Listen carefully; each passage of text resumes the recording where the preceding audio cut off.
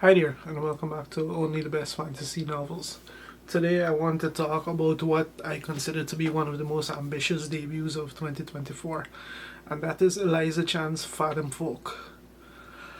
Um, so, in a nutshell, this is a book where it has its ups and downs, but the creativity and the imagination on display, for me at least, far outweigh any of the nitpicks that I have with it. So what is Fathomfolk about? Well, in it we're asked to dive deep into the world of Tiankawi, which is like this half-submerged city-state kind of thing where humans and Fathomfolk live in a kind of uneasy truce. Fathomfolk in this case you can think of more folk a la One Piece, where we have like different species of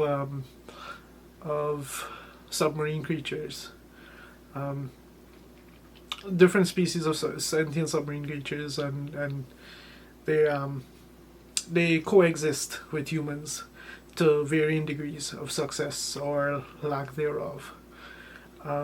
It's uneasy. It's an uneasy truth. So on the surface, they like to pretend, that it's this accepting meritocratic society, but in actuality, it's deeply divided with a lot of rot at its core. Um, if you're an immigrant, if you're a minority, you kind of know where this is going. You can tell what you know exactly what this book is about. Um, yeah, so we're asked to dive into this world, meet these people, and we just kind of accept the fact that they live happy-go-lucky, right up until we start to learn that that's not the case. And of course, in this kind of story, it can only end in one way, and that's revolution, which is what we start to see by the end of the book.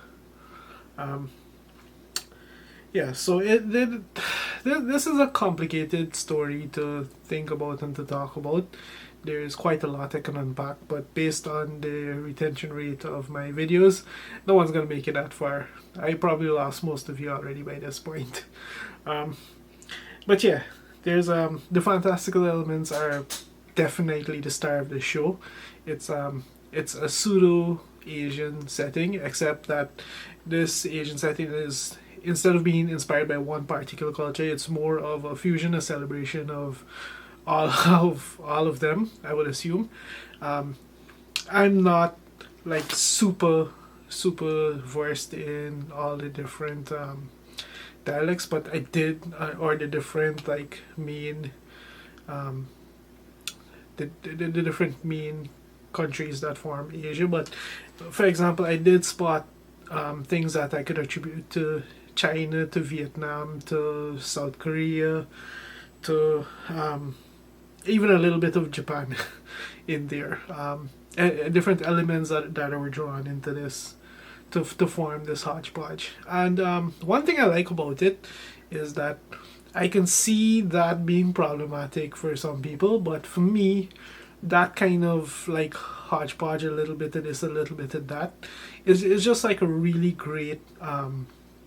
It's just a really great representation of um, how diverse a city can be. I mean, I'm based out of Toronto, Canada, so I if you're familiar with this city, you get the gist of it. What I'm talking about in terms of just like this melting pot of diversity that that we experience, and that's kind of on display in the elements that form Tiankawi. Um, then there's the different types of Fathomfolk, um, who are you have this society where it's stratified between humans and then Fathomfolk, and then even within the Fathomfolk ranks, there's different strata within that. So, like for example, a, um, a siren a siren Fathomfolk is not the same as a kelpie Fathomfolk, for instance, or an octopus Fathomfolk. There are distinctions between them. Some are not even able to walk on Tiankawi because they simply can't breathe air. They can't leave the water. Um, but it to me that kind of underscores just the melting pot, the diversity, the difference. She could have just as easily made the Fathomfolk just like a homogeneous blend, um, like a generic race with little to no variation. But that variation is just, well, one of the key elements of one of the key characteristics of the fantastical elements of this story. So it really fit well. It feels it feels very on brand with this world.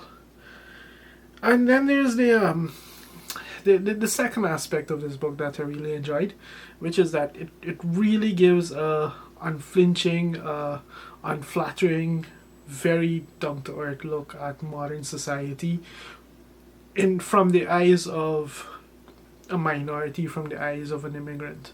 Um, you see you see things differently from people who have lived a very different life from you, who don't realize the way things can be set against you, and just a absolutely in just a systemic way. I know this is nothing new to talk about in 2024, but that that stratification, that sense of inequality is perfectly captured in this book. You get you get everything that we hate about it. We see poverty, we see fear, we see hatred, racism, we see tokenism, we see privilege, exploitation. Everything is on display in this book.